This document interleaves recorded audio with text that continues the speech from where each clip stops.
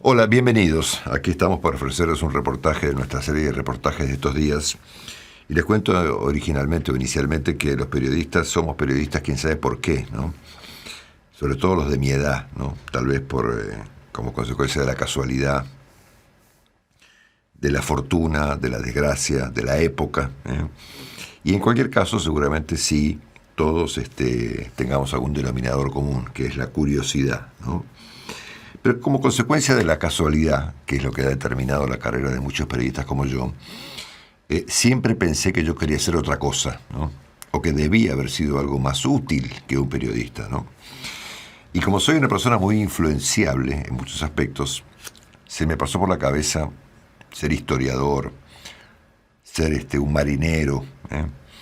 De una embarcación a vela, ¿eh? O ser antropólogo, que es la disciplina que más me llama la atención en los últimos tiempos, sobre todo de la pandemia para acá. Me parece que la antropología se ha vuelto una disciplina, una ciencia crucial para entender el estado de cosas de la Argentina y por supuesto del mundo entero, ¿no es cierto? La antropología es la ciencia que estudia nada menos que al ser humano. Estudia su evolución biológica, estudia su lengua y estudia sus estructuras sociales. Es decir, la antropología social estudia cómo nos organizamos. Y siendo que la organización del ser humano hoy es un tema crucial a nivel mundial, la Argentina y el mundo están en una suerte de crisis sobre cómo nos estamos organizando. Vamos a tomar una clase magistral, seguramente, de antropología social, con un personaje que yo descubrí no hace mucho tiempo, que es argentino, que se llama Pablo Semán.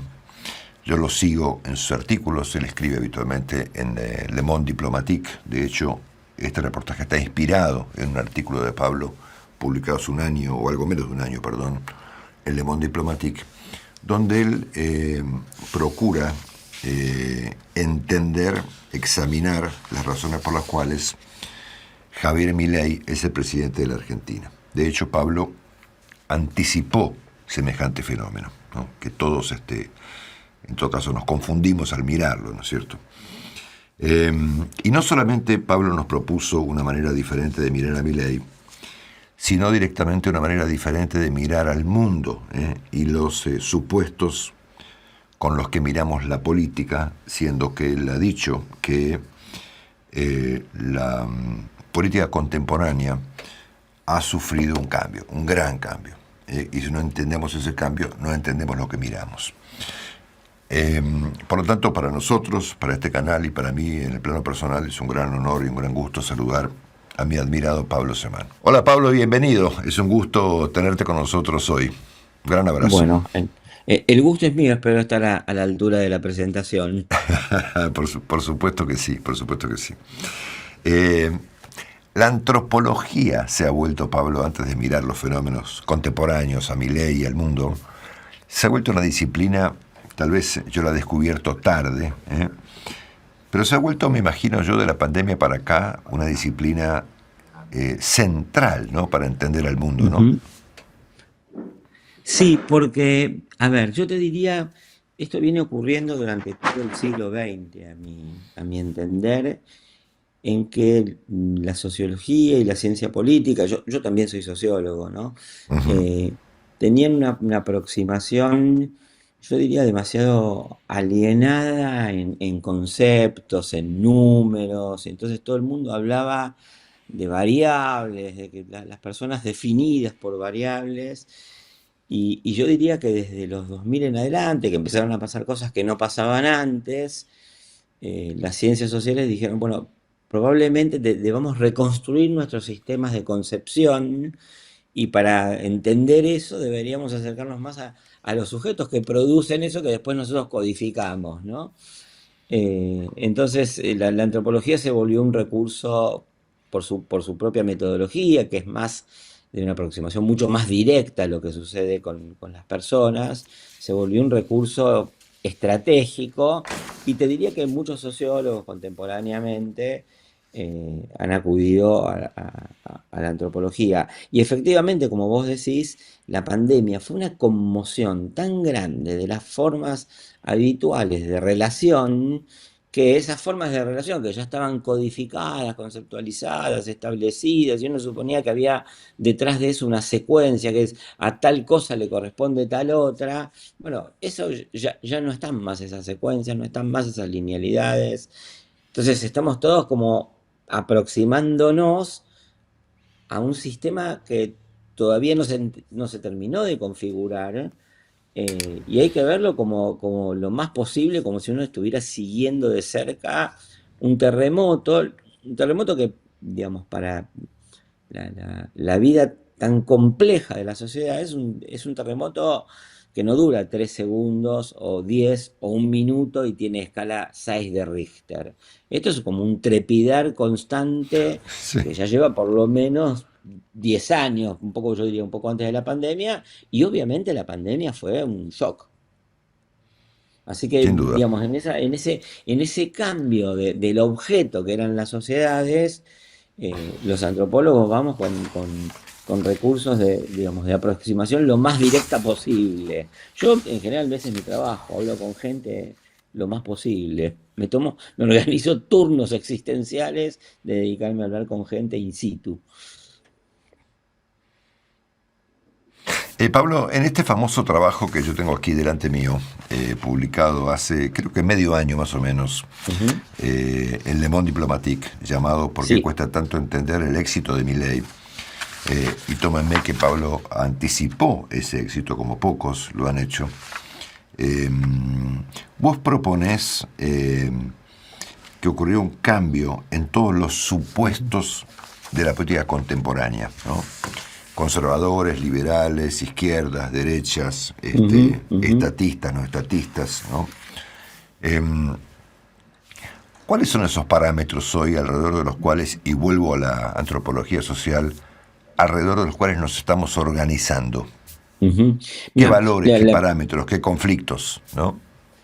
partamos de lo que yo cuestionaba, que justamente había una normalidad política histórica que por lo menos funcionaba para Occidente, que todos en las ciencias sociales, sociólogos, politólogos, incluso historiadores, periodistas, analistas, dirigentes políticos, pensaban con un cuadrante, ¿no? Donde había como 4 espacios donde se distribuía la gente a partir de cruzar las alternativas entre estatista y libertario por un lado y autoritarismo y democracia del otro, ¿no? Entonces te salía una cosa que era donde, bueno, había gente que era más estatalista y democrática, que ellos que eran los socialdemócratas, y gente que era menos estatista y democrática, que eran los liberales.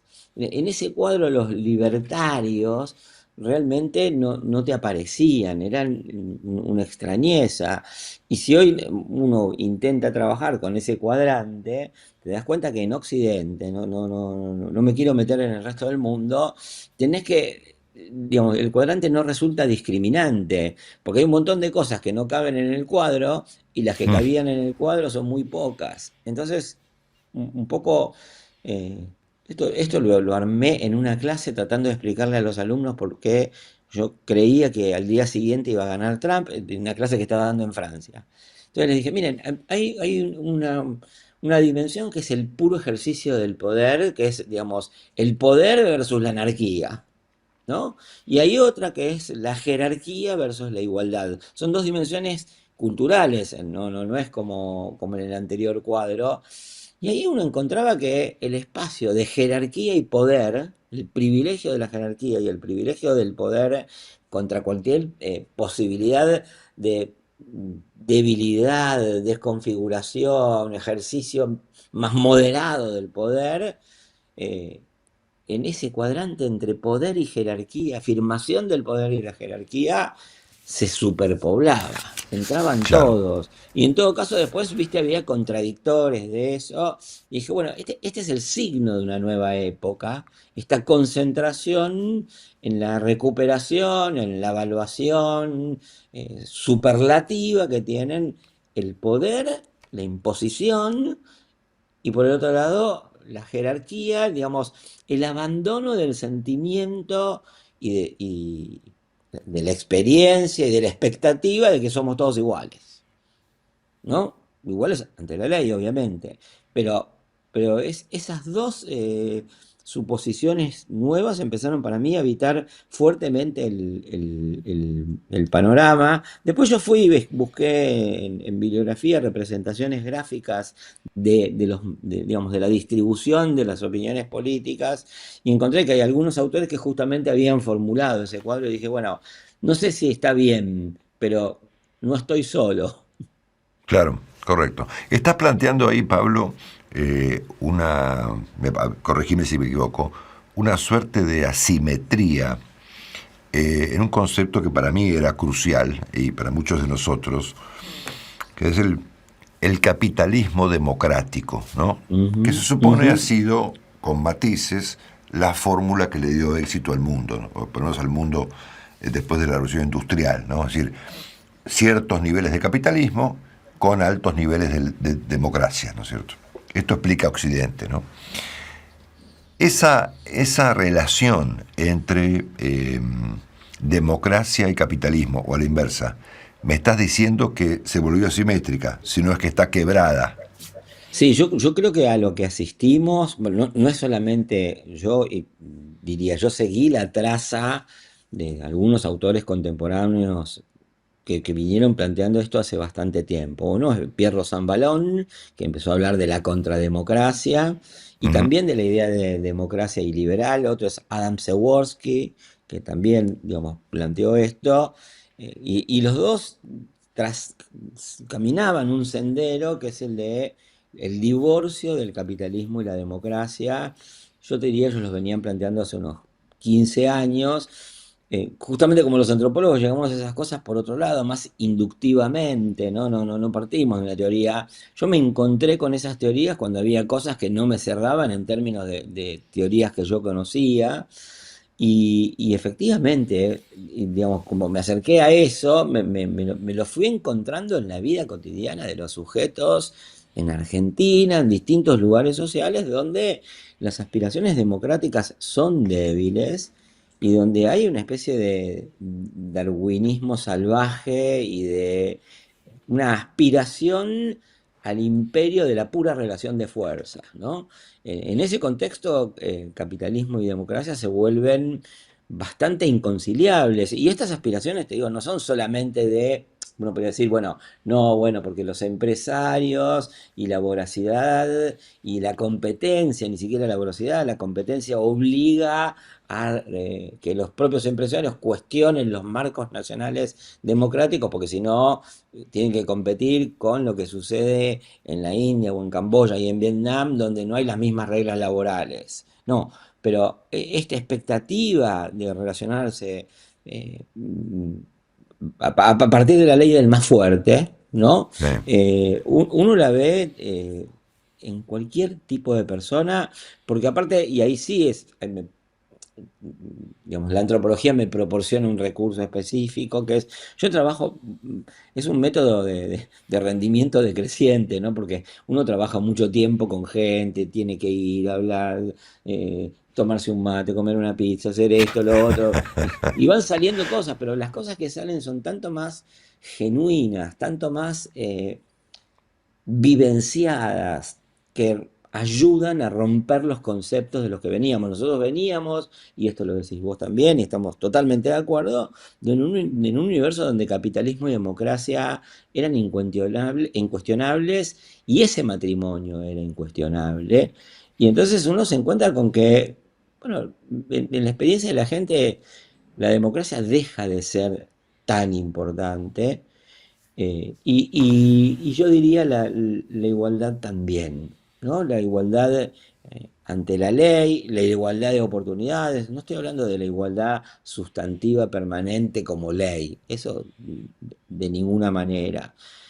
Ahora, claro, esto no surge de la nada, surge de una experiencia en la que la democracia es una especie de quimera o entelequia o de experiencia narrada pero no vivida, y la igualdad ocurre más o menos lo mismo, ¿no? Todo el mundo sabe aquello que decía el tango, que el que no llora no mama y el que no mama es un gil, y que hay algunos que son más iguales que otros, ¿no? Que es una de las experiencias que finalmente lleva a ser más crítico de la democracia, ¿no? El falseamiento de la igualdad.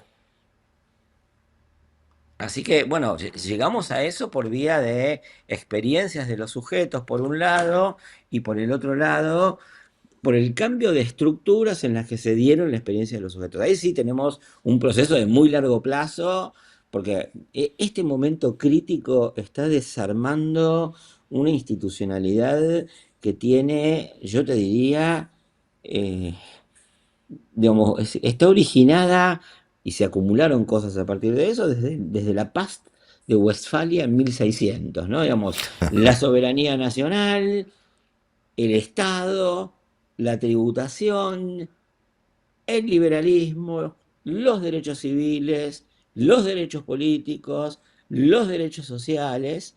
Bueno, todo eso está en crisis y hoy nos encontramos con presidentes que quieren correr el tapete y desarmar toda esa secuencia de 600 años en 3 años, ¿no? Claro. Un poco Trump es eso, no solamente por Trump. Uno con Trump ve, bueno, cuestiona el carácter social de la democracia, cuestiona el liberalismo en general, cuestiona la democracia y intenta gobernar en un contexto en que yo diría, bueno, miren, la soberanía nacional, sí, qué sé yo, es una ficción jurídica, como mucho, ¿no? Claro. Cuando Trump dice, yo me voy a quedar con Groenlandia, hace mucho tiempo que no ocurre eso en la historia de la humanidad, que alguien como si fuese, no sé, Catalina la Grande, ni siquiera Catalina la Grande, porque, pero mucho antes, no sé, Gengis Khan hacía esas cosas.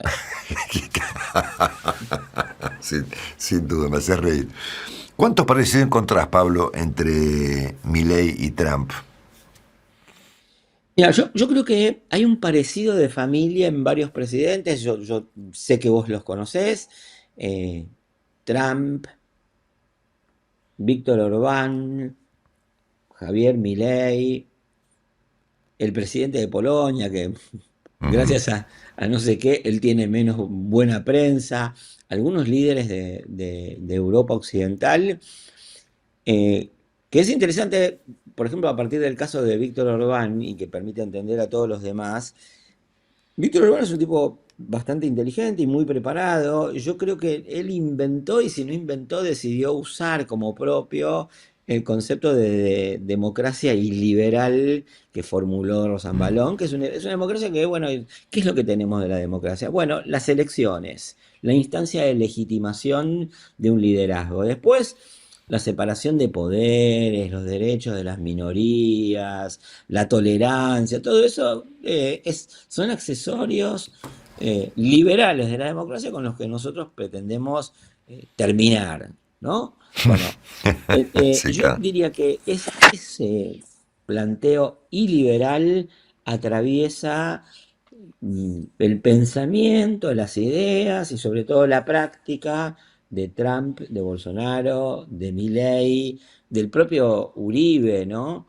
Perdón, Uribe no, quise decir Bukele, o Bukele, de claro. Orbán o de Duda, que es el presidente de Polonia, si mal no me acuerdo, ¿no? La centralidad del planteo liberal. Después hay diferencias, yo creo que son importantes porque los posicionamientos económicos son diferentes. Yo de ninguna manera suscribiría esa teoría morenista, ¿no? De que Trump es peronista y Milei no, y esa es la diferencia. Porque eso es esa cosa de creer que el peronismo es un fenómeno universal. En realidad hay un montón de fenómenos universales, de los cuales el peronismo es un subcaso. Pero puede ser que haya diferencias en términos de la orientación económica, en un rumbo muy errático por parte de Trump, que es reconstruyamos el mundo de Estados Unidos, de la familia, los dos hijos, el auto en el garage, el gorrito de béisbol, Y Milei a veces se identifica con esa imagen, que es el personaje del mundo menos mm, posible de identificar personalmente con esa imagen. Bueno, no tiene hijo, no tiene el gorrito de béisbol, no tiene el garaje, no tiene el auto, ¿no? Pero además porque, digamos, un poco la posición de Milei, además de esto que es un chiste, pero es juguemos en el mundo, pero el mundo no está, ¿no? Entonces él se maneja con una idea de mundo eh, que la tiene que restringir cada vez más, porque dice, bueno, ¿con quién del mundo yo me relaciono, ¿no? Aparte en esa cosa sí, también súper errática, que es un día Zelensky es el mejor de sus amigos y al otro día tiene acuerdos con Putin, donde esas cosas son realmente muy, muy, muy, muy cambiantes. Entonces ahí hay diferencias. Creo que la diferencia tiene que ver con la posición relativa de Argentina y de Estados Unidos, que hace que realmente sea muy difícil eh, igualar a Trump con Milley. Pero el elemento iliberal, eso que le dice a Trump decir en algún momento Estados Unidos necesita un dictador y yo lo voy a hacer, ¿no? Y eso que no causa escándalo, porque es muestra de un nuevo estado de la conciencia política, ese cuadro que yo te trazaba, donde jerarquía y desigualdad, o jerarquía y poder son el centro, bueno, eso también lo gobierna a Milei y en ese sentido yo creo que sí, se aproximan bastante. Todo esto te Sí. diría, y lo digo brevemente, en todo caso lo hablamos si te interesa, pero bueno, es el resultado no solamente de las personas, es el resultado de una transformación fundamental en Occidente, cuyas raíces, digamos, por lo menos causa puntual, uno podría situarla, yo creo, en 1967, después te digo por qué. No, decime ya por qué. Bueno, porque, digamos, el 1967 es el año en que empiezan a terminar algo que se llamaron los gloriosos 30 años de posguerra, que fueron los años en Europa y correlativamente, como un eco en América Latina, de aumento del empleo, pleno empleo en Europa, protecciones sociales, algunas protecciones sociales en Argentina, democracia, acuerdos entre el capital y el trabajo para permitir el funcionamiento de esas sociedades y donde, digamos, había un régimen distributivo, diría, bastante favorable al trabajo. Ese fue el último año en que en Estados Unidos la distribución del ingreso fue, como dicen los técnicos, progresiva, ¿no? Después vienen toda una serie de secuencias. Yo creo que el mayo del 68 no fue tanto una ofensiva de sectores de izquierda, sino más bien los fuegos del crepúsculo de lo que estaba sucediendo, eh, con una serie de elementos innovadores que además el capitalismo después los terminó absorbiendo. Pero después viene la crisis del petróleo y dice, digamos, la frase liberal clásica, que es no hay cena gratis. Bueno, no sé si no hay cena gratis, pero petróleo gratis ya no había, Claro. ¿no? Y eso condiciona toda la organización de la producción en Occidente y entonces se produce ese desplazamiento de la organización fabril hacia Asia y de la reorganización en base a los servicios en el mundo occidental, sobre todo en Europa y América Latina. Ahí hay un dato que es muy interesante y que uno dice, ah, bueno, pero en 1971 pasó esto que te voy a decir. Cuando Mao Zedong en 1971 se reúne con Nixon en una visita famosa, que es la Ah, paz entre China y Estados Unidos, que algunos lo ven como una forma de relativizar la Unión Soviética y que probablemente lo sea, eh, yo creo que se estaban empezando a establecer los acuerdos o las perspectivas de los acuerdos que llevarían a las grandes fábricas a establecerse en China, cosa que ocurrió. Ford fue a esas reuniones y uno diría, ¿qué pasaba en Occidente en ese mismo momento? Y bueno, había tomas de fábricas, ¿no? En mm. ese mismo año en Argentina era secuestrado el gerente de la Fiat y la planta de la Fiat estaba tomada, ¿no? Entonces, desde el punto de vista del capital, parecía inconveniente seguir produciendo en lugares tan conflictivos y la mano de obra china era barata. Después eso, en general la historia es la historia de las consecuencias no deseadas de las acciones realizadas con algún objetivo. La vida es Mm, así, ¿no? Eso lo decía Max Weber, que es el más grande sociólogo que yo he leído en mi vida. Y bueno, las consecuencias no deseadas, ¿cuáles fueron? Que en el mundo de Oriente no solamente se limitaron a hacer una factoría barata, ¿no? Y la innovación cada vez más, y nosotros nos damos cuenta ahora, pero creo que eso viene desde mucho antes, pasó a residir en Oriente, ¿no? El tema de la innovación es clarísimo porque yo converso con mucha gente que está a veces vinculada más a la producción en Europa, y uno te dice, sí, sí, todo eso que ustedes dicen, los sociólogos, los politólogos, los analistas, de que China nos va a ganar, dice, bueno, mirá, yo trabajo en el departamento de control de los procesos productivos de nuestras terciarizadas en Camboya y en Vietnam. Yo no conozco a nadie que en América Latina o en Europa pueda producir como ellos. claro, Y eso me ujú, pasa hace 10 años, ¿no? claro. Entonces, esa es la transformación de base, la transformación estructural, ahí sí a nivel mundial, que genera un tembladeral en mundos acomodados a partir de la expectativa, a veces hipócrita, a veces no cumplida, pero viste que la hipocresía es el homenaje que el vicio le rinde a la virtud. Entonces todo el mundo dice, no, no, no, nosotros queremos democracia y capitalismo. Después, qué sé yo, hacen lo que quieren. Pablo, me estás diciendo que finalmente Argentina es parte de un clima de época, ¿no? Y que de alguna Ujú, manera el presidente Milei es, pongamos en el lenguaje creo que hegeliano, un hijo de su tiempo, ¿no? Y vos fíjate si esto es correcto, y corregime si me equivoco, Argentina ha estado generalmente a la vanguardia de lo que estamos llamando ahora mm, en este momento un clima de época, ¿no? Lo estuvo en los 80 con ujú, Alfonsín, ujú, cuando la irrupción de la democracia en América Latina, Alfonsín estuvo a la vanguardia de eso. Lo estuvo en los 2000 con Menem, cuando América Latina pedía modernizar su economía, lo habrán hecho con más o menos éxito, pero la vanguardia estuvo. Lo estuvo en los 2000 con Kirchner, en ujú, una época en donde había una reacción en contra del clima de ujú, época anterior ujú. encabezada por Chávez, eventualmente por Lula y por Kirchner en Argentina, y lo vuelve a estar con Milei, ¿no? Es la cuarta vez Exactamente. en 7 periodos presidenciales que Argentina encaja e inclusive está a la vanguardia de esto que estamos llamando, no sé cómo lo llaman ustedes los antropólogos, pero los periodistas lo llamamos clima de época, ¿no?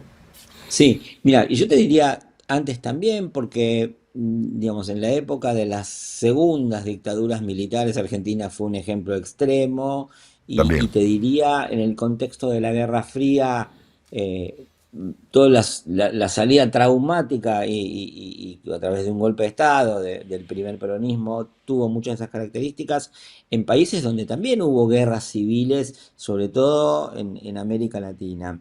Yo ahí creo que pasa una cosa que, vos es que me haces una pregunta que me encanta responder, ¿no? A ver. Por un lado es porque, a ver, ¿qué es lo verdaderamente global de esto? ¿Es la internacional negra de que Orban se reúne con Milei y con Putin y comparten recursos políticos, obviamente financieros? No, para mí eso no es lo importante. Eso es como pensar que Milei salió, perdón, que Kirchner salió del Foro de San Pablo. Ni el Pepe Mujica salió del Foro de San Pablo. Ahora, ¿qué es lo que pasó? Yo creo que esta transformación del capitalismo es como si se hubiera corrido un tapete, una placa geológica que se corrió y sacudió a todos al mismo tiempo, pero ese sacudido, que fue para todos al mismo tiempo, no fue igual para todos. Y ahí empiezan las diferencias, y Argentina tiene la característica de ser una sociedad propiamente política, es una sociedad políticamente fundada, y esto te diría casi desde el siglo XIX, ¿no? Cuando Alperín Dogni habla de una nación para el desierto argentino, Argentina es una producción y no lo digo mal esto, una producción de la voluntad política. ¿No? Esa es una situación histórica. Es más, nos remontamos a 1810 y decís, unos tipos en Buenos Aires decían que iban a ser la nueva Atenas de la nueva época, ¿no? Y emprendieron una guerra independentista de un tamaño descomunal. Bueno, Argentina es un país, yo diría, hiperpolítico. En ese contexto tenés, por ejemplo, lo que vos describís de Menem, por ejemplo, lo describís de Kirchner, que estoy totalmente de acuerdo, y en ese contexto tenés un Milei que, además me gusta mucho responder esta pregunta porque Milei no es solo el reflejo de lo que venía pasando. Yo me acuerdo que lo escribí antes que ganara. Dice, ojo, esto no es el reflejo de lo que viene pasando. Milei no es Meloni. Meloni al lado de Milei es una socialdemócrata.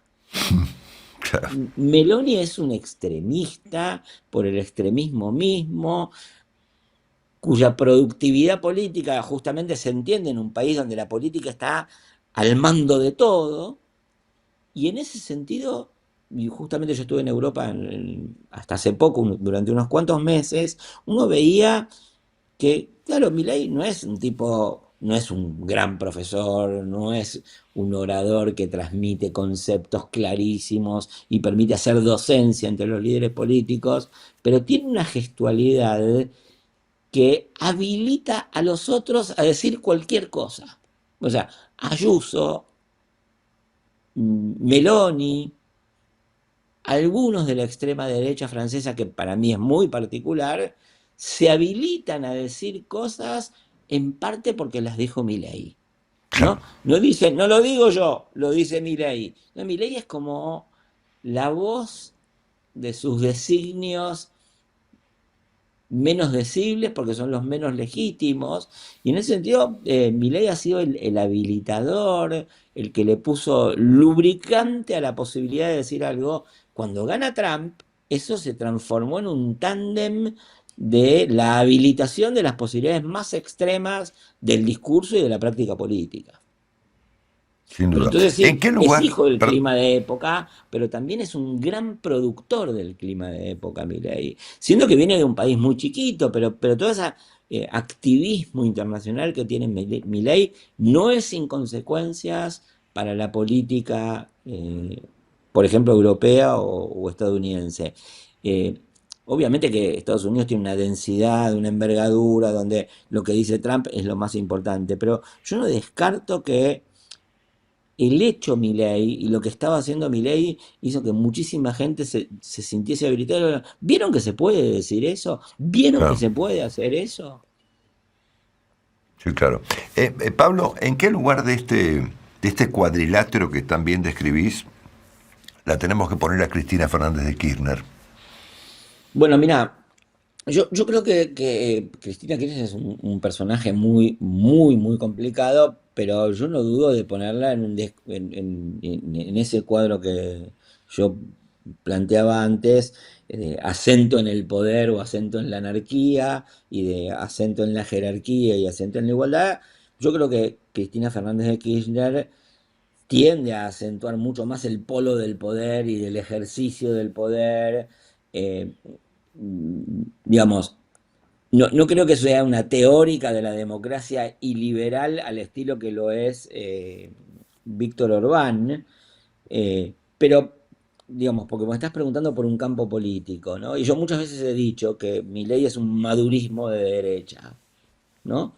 Y creo que sí, en las izquierdas, me parece que más maduro que Cristina realmente, son tipos donde el poder, el, versus la anarquía y ese planteo de o yo o el caos está fuertemente desarrollado y Cristina es una líder, eh, ustedes fíjense, ¿no? Es muy difícil diferir con Cristina. Cristina en general no admite interlocutores y menos debates con gente que no considera su altura y esa gente no aparece nunca en su imaginario. Después tiene, desde el punto de vista económico, en un discurso más abstracto, una afinidad mayor con la igualdad. Después hay que agregarle a esto que es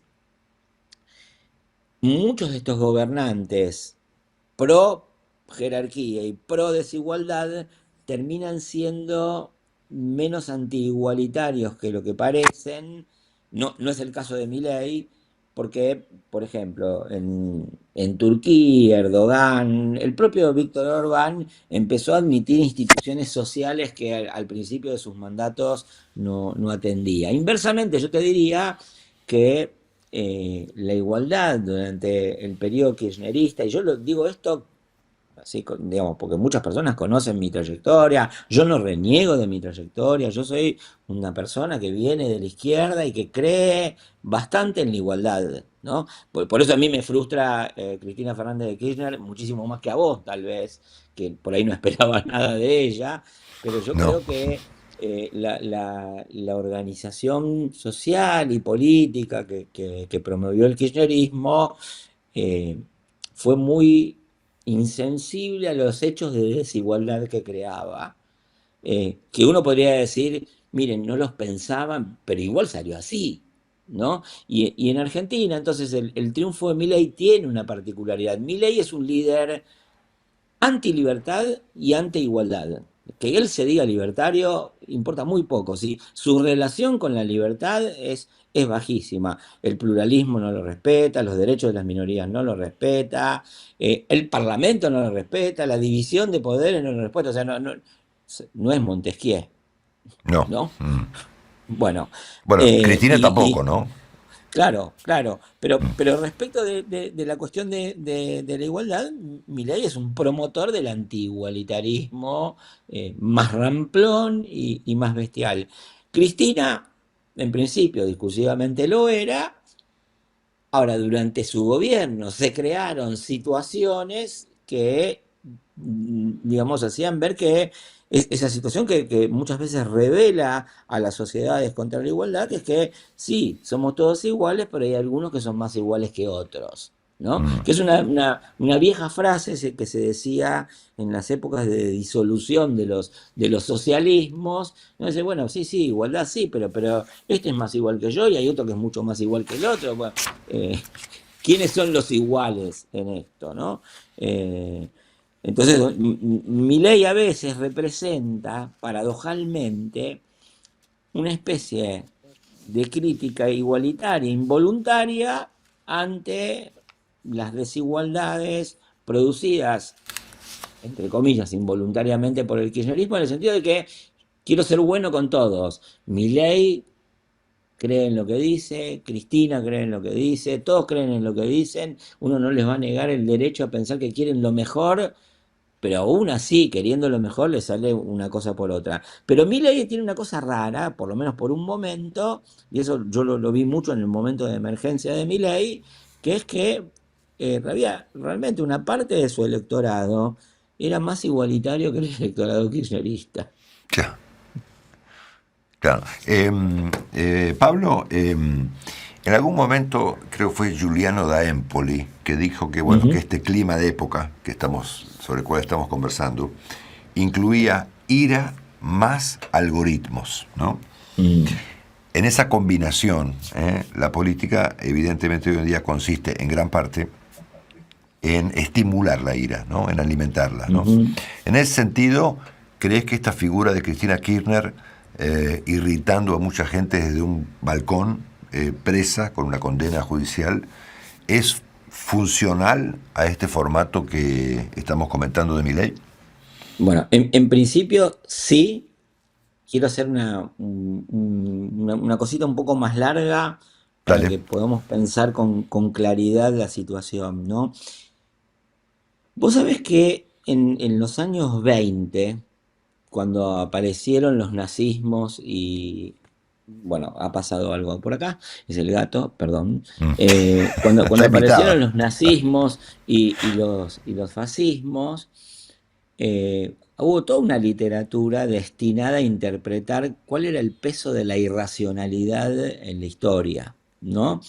A lo que voy es que lo que hubo fue algo que se llamó en ese momento la irrupción de las masas y, digamos, desaparecía la figura liberal clásica del ciudadano que leía todos los diarios, evaluaba los programas, tomaba un café con leche y después se iba tranquilamente a ejercer su derecho ciudadano a votar.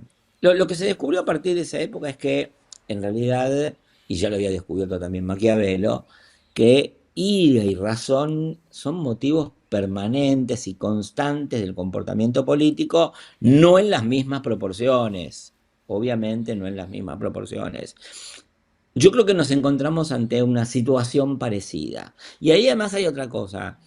A mí siempre me llama mucho la atención, porque yo conozco mucho más el discurso kirchnerista, que es que el kirchnerismo en un momento, porque el kirchnerismo ahora también se queja de la emocionalidad, pero en 2012 el kirchnerismo decía, eh, somos un sentimiento, somos la pasión, ¿no? O sea, parece que los sentimientos valen cuando son los propios, pero cuando son los de los otros, los sentimientos son un elemento negativo del lazo político. Entonces yo diría, se fue incrementando, si querés, la proporción de la pasión. Y aparte, esta ira que vos describís, que de ninguna manera negaría que está presente, tiene que ver con una situación muy particular, primero en Europa, después en América Latina, que es la incertidumbre por el futuro, ¿no? Yo cuando viajo a Europa, que lo hago cada tanto y tengo muchos amigos, me voy dando cuenta que ellos tienen una preocupación fundamental por el futuro de sus hijos. No saben de qué van a trabajar. Y la generación más joven está segura que va a ser más pobre que sus padres. Eso yo creo que es el fundamento de una preocupación y de una bronca y de no saber para dónde tirar un piedrazo para romper el vidrio. Y entonces, efectivamente, en ese contexto, pero que digo que no es radicalmente novedoso, sí está particularmente incrementado, que no es lo mismo, la política se ha vuelto una práctica de gestión de la ira y además ahí sí yo creo que el kirchnerismo es el contrapunto perfecto de un proyecto como el de Milei. No, digo, no inventamos nada, pero damos un buen ejemplo, tanto vos como yo cuando lo decís, con el hecho de que Milei casi siempre la sube a Cristina al ring, ¿no? Y la pone como su antítesis permanente, y eso viene ocurriendo durante todo el periodo. Y también es interesante cómo, por ejemplo, en los últimos días el kirchnerismo sintió que se volvía el interlocutor hostil, pero privilegiado, de Milei, que yo creo realmente es una tesis equivocada para ellos, que no me preocuparía tanto, también para la Argentina, ¿no?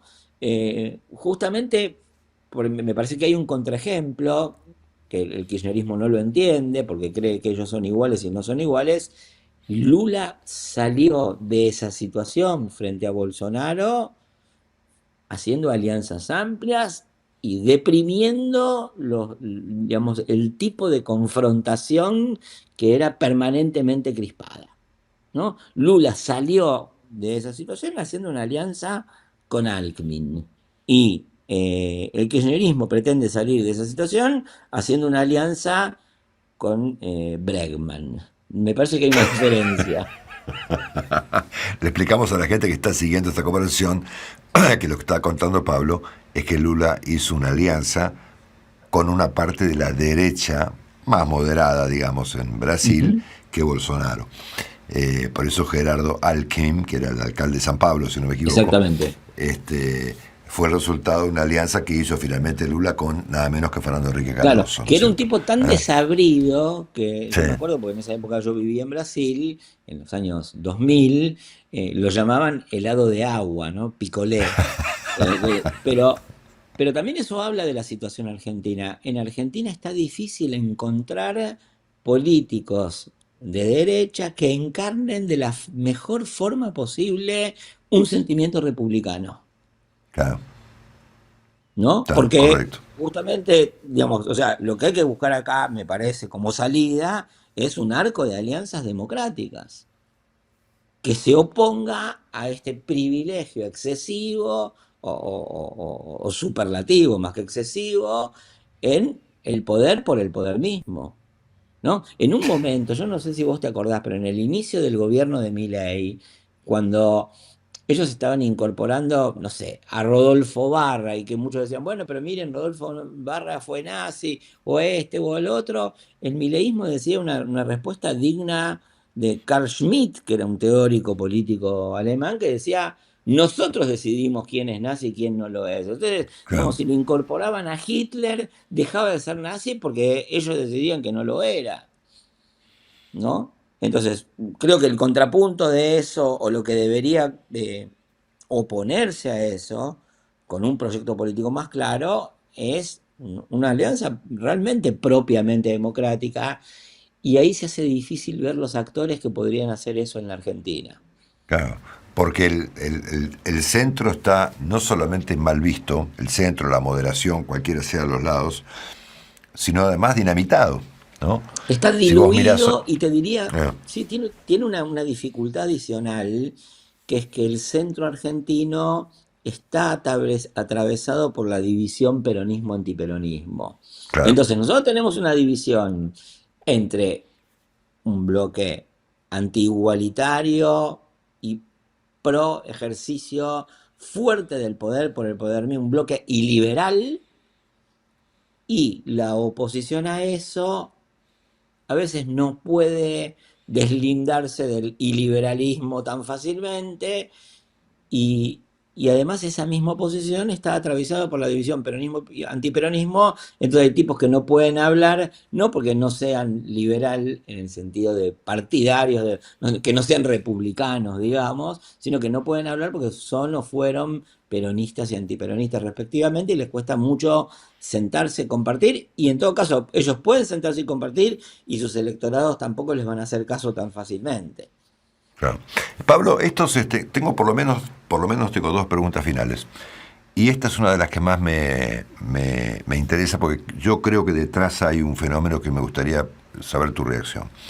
Estos procesos que describimos tienen aparentemente tres enemigos, digamos, comunes. Los periodistas, los medios de comunicación, las universidades y los inmigrantes, ¿no? Ujú. Son tres elementos que, bueno, donde coinciden procesos tan contrapuestos o no tan contrapuestos como los que estamos viendo hoy en el día en el mundo. Yo siempre pensé que detrás de esta reacción contra los medios de comunicación, contra las universidades y contra los inmigrantes, había miedo, ¿no? Una reacción Ujú. que parte del miedo de mucha gente, de la política, de la gente contra estos fenómenos, la prensa independiente, las universidades, la ciencia y sobre todo los inmigrantes. ¿Qué opinas? Mira, yo creo que efectivamente eso es así, ocurre por vías muy específicas que te voy a responder brevemente. Eh, Me parece que en Argentina todo el mundo, cuando está en proceso de ascenso al poder, busca a los periodistas, y después las mismas personas que buscaban a los periodistas dicen, no quiero saber más nada con los periodistas. En el caso de Milei me parece que esto es muchísimo más exacerbado, porque el resto de los líderes políticos, aunque sea, tenía el narcisismo de poder debatir con un periodista y decir, bueno, mire, yo tengo ideas, yo tengo argumentos, usted no me puede decir cualquier cosa. Y está bien esa razón humana que tiene que ver con una naturaleza, digamos, competitiva, eh, finalmente hacía funcionar el mecanismo, ¿no? Milei no tiene ese mecanismo porque él tiene una idea, es una idea muy rara, y por eso es antidemocrático. Milei piensa que hay una sola solución y una sola persona que puede ejecutarla. Todos los demás son obstáculos a eso. Entonces el periodismo realmente se vuelve o irrelevante u hostil, porque la pregunta de Milei frente al periodismo es, ¿quién puede decir que hay otra solución que la que yo digo? Nadie. ¿Quién puede hacer las cosas diferentes que las que yo hago? Nadie. ¿No? Entonces hay una especie de eh, odio estructural, de incompatibilidad estructural entre el tipo de posición política que asume Milei y el tipo de posición política que asume el periodismo, que mal siempre tiene una relación crítica con los gobiernos, eso no ha dejado de ocurrir, pero este es el tipo que más claramente por teoría, ya no por impulso personal, porque muchos políticos lo tienen por impulso personal, no es que no lo tengan, pero es la solución es esta. Y el que la puede hacer soy yo. Y todos los demás son un cero a la izquierda. Esa es la relación con el periodismo. Con la universidad hay una cosa, yo diría, bastante más complicada y más peligrosa todavía, que es, eh, a mí no me gusta introducir libros, títulos y qué sé yo, porque la gente se Mm. pierde, pero realmente hay un libro muy importante de estas derechas, que ni siquiera sé si Milei lo leyó, pero Milei dice lo mismo que ese libro, que se llama La Ilustración Oscura, de un pensador horripilante, que tiene muchos argumentos y algunos hay que leerlos. El libro este de La Ilustración Oscura es de Nick Land, y Nick Land y otro tecnólogo e intelectual, que es Curtis Yarvin, piensan que los ámbitos de debate tradicionales, el periodismo, la universidad, las humanidades, son una especie de, lo dicen textualmente, de una catedral vacía y que casi diría impiden el desarrollo de la especie de forma correcta. Ellos tienen un razonamiento biologicista y evolucionista en el cual, digamos, la mejora de la especie está comprometida por estos debates. Entonces, desde ese punto de vista, la universidad es un enemigo estructural en un grado en que, a ver, Onganía, que hizo la noche de los bastones largos y que destruyó parte del sistema científico de la Argentina, al lado de Milei es Heidi, ¿no? Porque ellos creen que el conocimiento y la innovación están en otro lado y que la formación de una sensibilidad política crítica que efectivamente surge de la universidad es un problema para ellos tan estructural como el del periodismo. Y después con la inmigración yo creo que hay una especificidad del mileísmo, que es que ha sido relativamente pragmático porque, primero, Argentina es una sociedad que ha sido muy receptiva con todo tipo de migraciones. No quiere decir que no haya tensiones, las hay.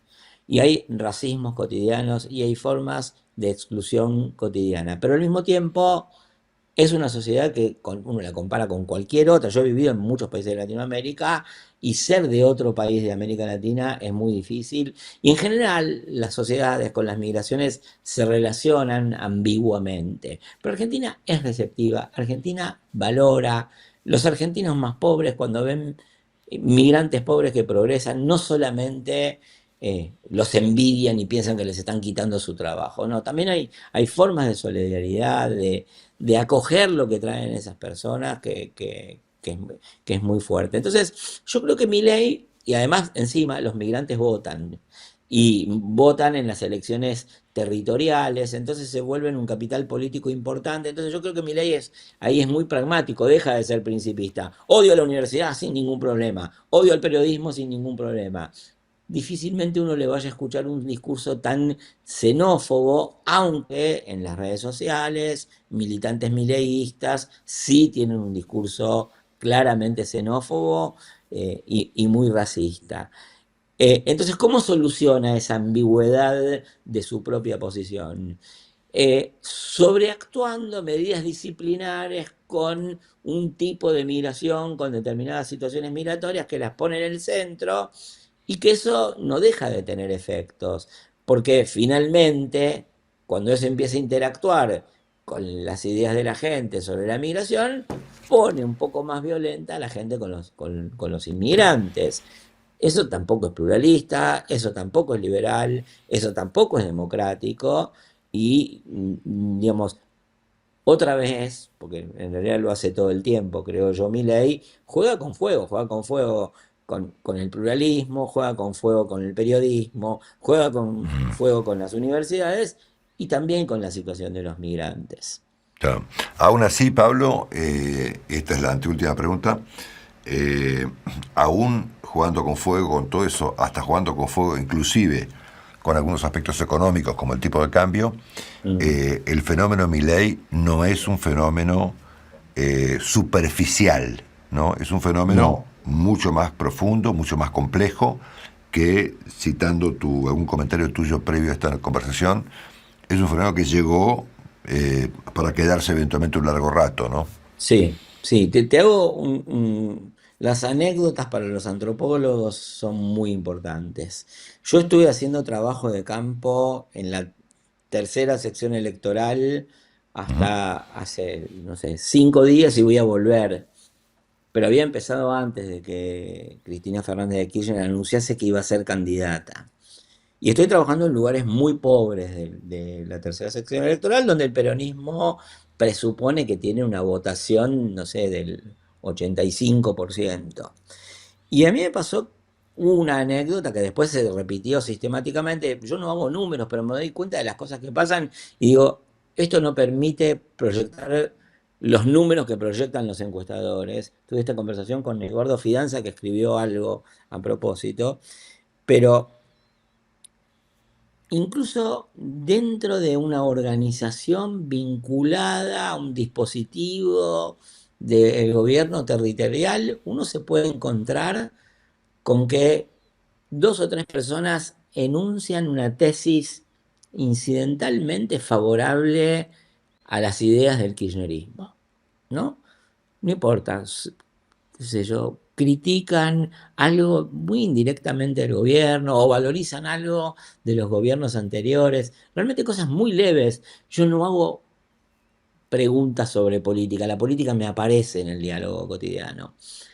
Y cada vez que estas personas se pronunciaban, saltaban dos o tres que creían que eran una minoría oprimida y efectivamente, probablemente en ese territorio lo sean, aunque uno podría decir eso es el pensamiento mayoritario, y entonces enunciaban las tesis mileístas sobre el lugar del Estado, el lugar de la asistencia social, el lugar del trabajo, el lugar del impulso propio, y lo decían, bueno, por lo menos ahora lo podemos decir, sospechando que ellos eran minoría cuando no lo eran. Ahora, Claro. cuando yo veo eso, primera cosa que me voy dando cuenta es, estos no son mileístas que votaron en 2023. No necesariamente son votantes de Milei que se agregaron.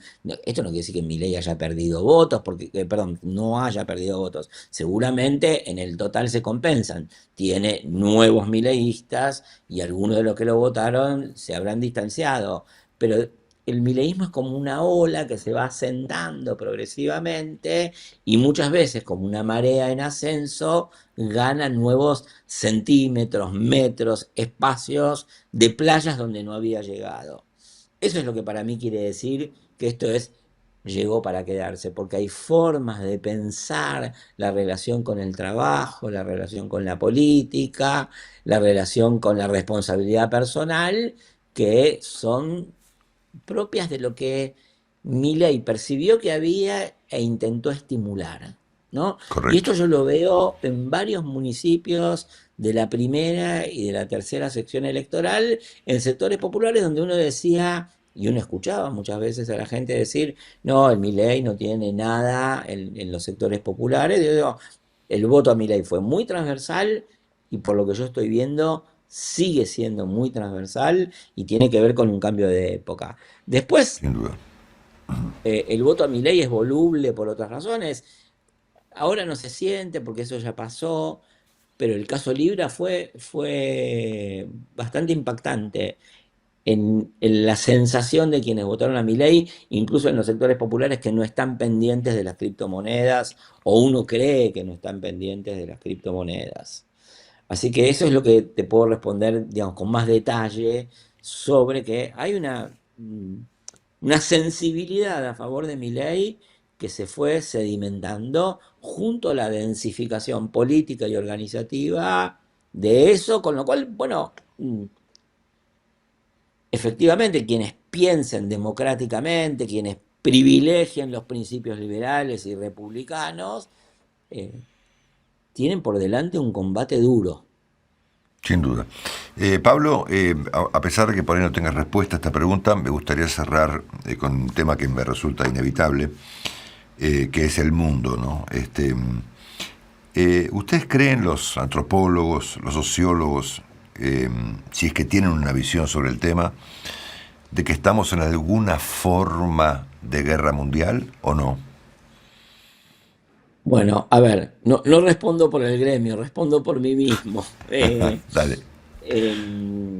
Mira, yo, eh, porque la verdad es que yo investigaba otras cosas, a partir de 2012 me fui metiendo en estos temas y entonces tuve que leer más y yo creo que, no sé cuál será la forma bélica que esto tenga, pero indudablemente estamos en un enfrentamiento que tiene carácter verdaderamente mundial en el sentido que involucra activamente y no solo desde las consecuencias al, entre comillas, el concierto de las naciones, ¿no? Eh, no solamente porque, como dicen los chinos, el aletear de una mariposa origina un monzón en Sudamérica. No solamente por eso. Todos los países son actores más o menos relevantes, algunos subordinados, otros superordinados, que se enfrentan a una disputa mundial por recursos en la perspectiva de la escasez de esos recursos. Y además, creo que estamos viviendo uno de los síntomas más claros de un enfrentamiento mundial es, te lo decía al inicio, pero me parece bueno retomarlo ahora, eh, la paz de Westfalia, que fue el punto de la historia en que en Occidente empezó a consagrarse el principio de la soberanía nacional, está totalmente en discusión. Es una institución que tiene desde 1648 hasta la actualidad casi 400 años, y esos 400 años de historia están en riesgo porque el mundo no tiene reglas. Eh, Cualquiera hace cualquier cosa. Uno puede decir las Naciones Unidas fueron relativamente relevantes, no totalmente relevantes.